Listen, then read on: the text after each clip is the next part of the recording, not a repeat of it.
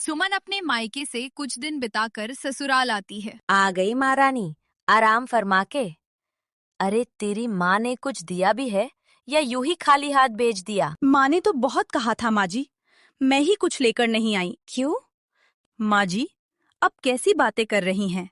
मेरी शादी को 5 साल हो गए हैं। आखिर मेरे माँ बाप कब तो क्यों ही देते रहेंगे। हमारे यहाँ लड़की का खाली हाथ आना अपशगुन होता है। कहते हैं लड़की की माँ बीमार हो जाती है। बस करिए माँ जी, ये सब आप क्या कह रही हैं? जो बड़ों से सुना है वही तो बता रही हूँ।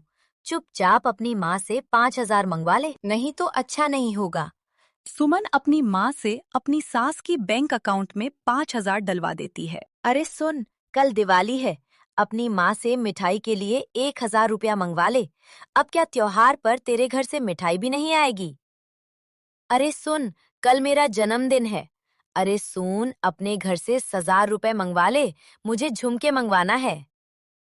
अरे सुनती है? अरे सुन, कल होली है, अपने भाई से कहे कि हम सब लोगों के कपड़े खरीदने के लिए पैसे भिजवा दे। कुछ दिनों बाद अरे सुन, कल करवा चौथ है। करवा चौथ पर तो सास बहू दोनों की साड़ी बहू के मायके से ही आती है, ध्यान है ना?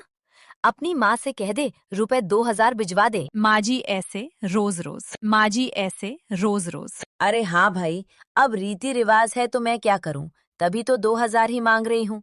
कोई सस्ती सी साड़ी ले आऊंगी।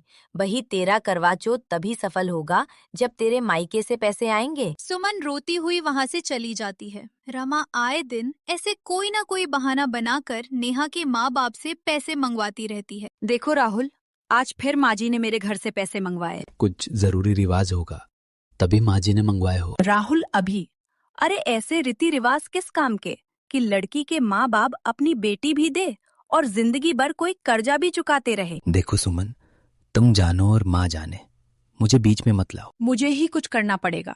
आखिर मैं अपने घर वालों पर कब तक मैं इन लोगों की इच्छाओं का भार कब तक ढोती रहूं? माँ जी, मेरे भैया को बेटा हुआ था ना जय। हाँ हाँ, तब से ही देख रही हूँ।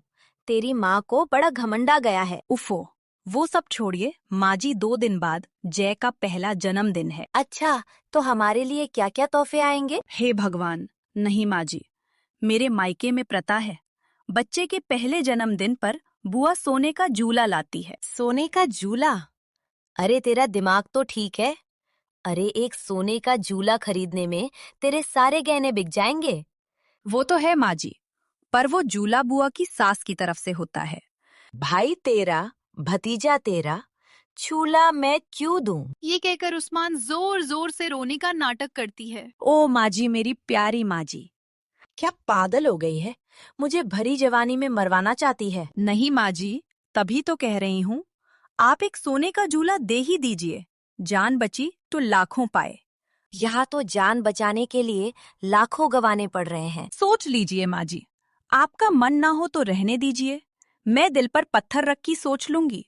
मेरी कोई सास थी ही नहीं। रमा देवी तुरंत बैंक से पैसे निकालकर सुमन को दे देती है। जा अपने माई के जाके मेरी तरफ से सोने का झूला दिया।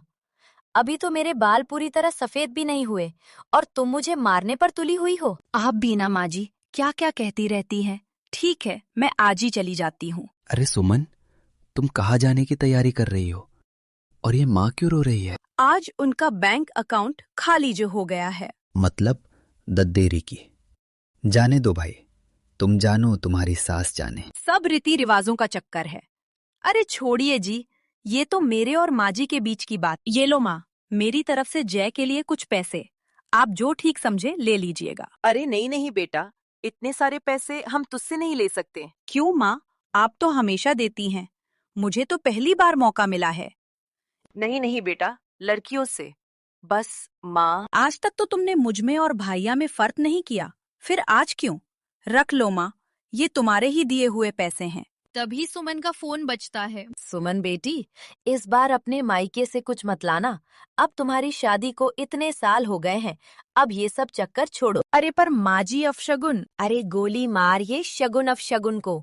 इनके चक्कर में यहाँ दीवाला निकला जा रहा है। ठीक है माँ जी। शिक्षा, हमें दूसरों से उतनी ही उम्मीद करनी चाहिए जितना हम खुद दूसरों के लिए कर सकते हैं।